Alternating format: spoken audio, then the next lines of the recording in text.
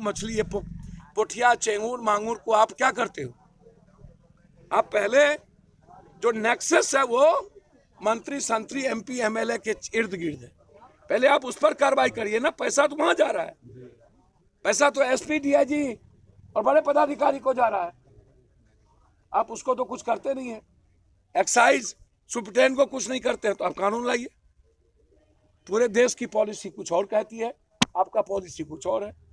आप industry policy को नहीं देखते हैं, आप इकोनॉमिकल पॉलिसी को नहीं देखते हैं, आपके यहाँ कोई आने को तैयार नहीं है। और आप हजारों साल पहले गांधीयन थॉट पर गुजरात में पूरा शराब पनपता है, बिकता है, और आप आज यहाँ पर आप एक तरफ हमारा पैसा नेपाल जा रहा है, हमारा पैसा बंगाल जा रहा है, हमारा पैसा पंजाब जा रहा है, हरियाणा जा रहा है, हमारा पैसा उत्तर प्रदेश जा रहा है। कल हम 60 रुपये का दारू पीते थे, 70 रुपये 100 रुपये का दारू पीते थे, आज हम 700 600 400 450 का दारू पीने लगे। तो 3 गुना पैसा हमारा चला गया, और वो पैसा हमारे डेवलपमेंट में नहीं लग रहा है, वो पैसा इस स्टेट का बाहर जा रहा है। तो हम जेल भी गए, मरे भी हम, वकील को पैसा भी हम दिए, थानेदार को पैसा भी हम दिए। कोई आदमी 10% आदमी यदि दारू के बारे में बोलता भी है तो थानेदार फंसा देता है, यानी तो माफियाओं से मरवा देता है। इन माफियाओं को मैं चैलेंज करता हूं, सरकार को अलग कर दो और एक बार पूरे बिहार का माफिया मिल जाओ और गांधी मैदान में हमसे फरिया लो। मैं तैयार हूं फरियाने के लिए। यदि मैं या तो हम रहेंगे या तो माफिया रहेंगे। ये निपुंसक कमजोर सरकार, ये बीजेपी के भाजपा अध्यक्ष हमेशा रोना, कभी कहता है कि हमको थानेदार नहीं सुनता है, कभी कहता है अपराध पैदा हो गया, और परसों बोल दिया कि पूरा शराब पदाधिकारी बनाता है। इतना कमजोर और कायर हो तो तुम एमपी क्यों हो?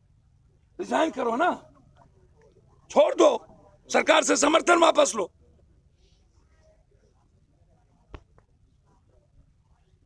ये मुजफ्फरपुर को तो आप मौत का लगता है कि गृह घर बना दिए हैं। थक गए हम मुजफ्फरपुर आते आते, कभी बलात्कार, कभी चिमकी बुखार, कभी शेल्टर हाउस, कभी डेंगू, कभी मर्डर, हर दिन दर्जन मर्डर। अपराधियों और माफियाओं का इतना मनोबल बढ़ना दुर्भाग्य है भाई। और सरकार पिलाती भी है और उसके बाद हम घर भी सील कर देते हैं और एफआईआर भी लॉन्च कर देते हैं और मदद भी नहीं करते हैं। इस बच्ची की शादी कौन कराएगा? सरकार मुआवजा दे। हमने तय कर दिया है कि जिस घर में शराब से लोग मरेंगे, अब वहां बच्ची होगी, उसकी शादी पप्पू यादव के तरफ से हो, और हर परिवार को 15,000 रुपया उसके जीविका के लिए। लेकिन सरकार से डिमांड है कि आंख अंधा मत बनिए। आपके नियत पर पप्पू यादव का शक नहीं है, लेकिन आपके तरीके पर शक है, आपके वे पर शक है, आपकी अकाउंटेबिलिटी पे शक है, आपके क्रेडिबिलिटी पे शक है। ये मेरा बहुत एमपी जो शराब कारोबारी के गाड़ियों में चलता है, अब बीजेपी का प्रदेश अध्यक्ष, वो खुद विजय गुप्ता जैसे शराब कारोबारी को साथ लेके चलते हैं। यहाँ कल यहाँ के बारे में मैं बहुत क्लियर बता दूं, यहाँ के जो जनप्रतिनिधि हैं, चाहे वो सांसद हो चाहे कोई, इस इलाके के 2-2 सांसद, सबका इन्वॉल्वेशन है शराब बनवाने, और सबको पैसा जाता है शराब का, मंत्रियों को, विधायकों को, सबको। गढ़ हो गया है ये उत्तर भारत, उत्तर बिहार का मुजफ्फरपुर।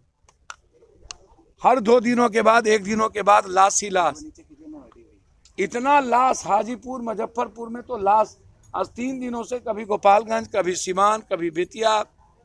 और सरकार मस्त है, विपक्ष मस्त है।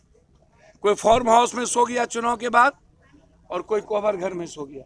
चुनाव खत्म, बिहार की 12 करोड़ जनता बस चुनाव तक ये इस्तेमाल करेंगे।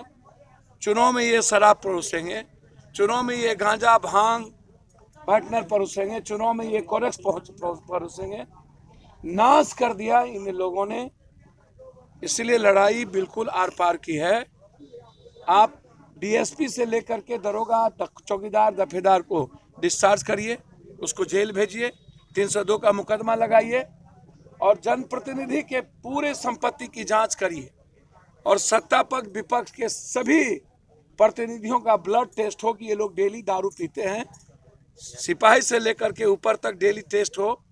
और किसी भी कीमत पर यदि आपने कानून बनाया है तो सबसे पहले देसी शराब को नष्ट नाबूद करिए। देसी शराब जिस पंचायत में बनता है वहाँ के दफेदार को, वहाँ के चौकीदार को, उस इलाके के एमएलए को, वहाँ के मुखिया को, वहाँ के सरपंच को, वहाँ के पंचायत समिति को, वहाँ के वार्ड सदस्य को, वहाँ के ब्लॉक प्रमुख को, वहाँ के थानेदार को, वहाँ के इंस्पेक्टर को और वहाँ के डीएसपी को निरस्त करिए और उस पर मुकदमा दर्ज करिए। या नहीं तो आप विदेशी इंग्लिश शराब को आपने बंद किया। यदि इंग्लिश शराब भी आप खोलना भी चाहेंगे अब तो देसी, आप बार बार कहते हैं भैया 6 लाख आदमी को आपने जेल भेज दिया। जो कभी जेल नहीं जाता गरीब आदमी, एक तो थाने को भी पैसा दिया, दूसरी तरफ वकील को भी पैसा दिया, आप तो उसमें भी हमारे फैमिली को बर्बाद कर दिए। दूसरी तरफ हम आर्थिक रूप से भी गए और शारीरिक रूप से, मानसिक रूप से भी, और परिवार भी मेरा बिखर गया। हम तो बर्बाद हो गए, हमारी मौत भी हो गई, हम जेल भी चले गए, हमारा घर भी सील हो गया। माफियाओं का घर सील नहीं होगा। जहां पर दारू पकड़ा जाएंगे गोदाम पप्पू यादव का होगा, पप्पू यादव गिरफ्तार नहीं होंगे। गिरफ्तार होंगे वहां जो चौकीदार रहता है उसको। थानेदार को आप 1 साल में करोड़ों रुपया कमा लेता है थानेदार, और 1 महीना सस्पेंड करके 10 लाख रुपया लेके दूसरा थाना दे देते हैं। थानेदार को क्या आप सस्पेंड क्यों कर रहे हैं? आप डिस्चार्ज क्यों नहीं करते हैं? सस्पेंशन का कोई मतलब नहीं है। 1 महीने के बाद फिर 1 करोड़ में 10 लाख निकाल दिए, 90 लाख तो बचा। अब कौन सा कानून बनाना चाहते हैं? कार्यपालिका के पहले विधायक पालिका की जिम्मेदारी तय करिए, जनप्रतिनिधि की जिम्मेदारी तय करिए। जब जनरल योजना में लूट में आप मुखिया को, अन्य लोगों को आप सस्पेंड कर रहे हैं, आप उनको बर्खास्त कर रहे हैं, उस पर एफआईआर लॉन्च कर रहे हैं, तो फिर शराब पर क्यों नहीं? जब ये सबसे बड़ा कानून है आपका।